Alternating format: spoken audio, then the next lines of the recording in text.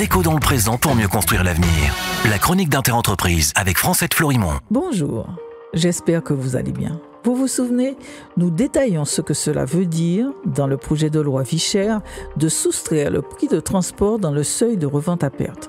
En matière de distribution, il existe en effet une référence légale qui correspond au prix en dessous duquel un distributeur ne peut pas revendre son produit.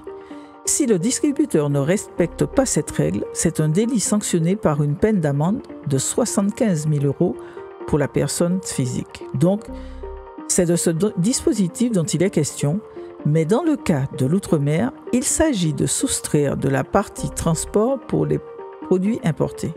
C'est-à-dire que les autres frais d'approche, à savoir le coût de l'empotage du conteneur, de la manutention portuaire, du dépotage du conteneur, etc., ne sont pas concernés par ce retrait. Donc, c'est uniquement la partie du transport, entre guillemets, pur qui sera soustraite. Grosso modo, c'est moins de 5%. Mais à l'observation sur le terrain, le prix de vente outre-mer sont toujours supérieurs au prix de revente à perte, avec ou sans prix du transport inclus, à cause des différents coefficients de marge et avec même des promotions. Bon, on ne crache pas dans la soupe, mais ce n'est pas encore avec ça que nous ferons un grand bond en arrière en matière de prix.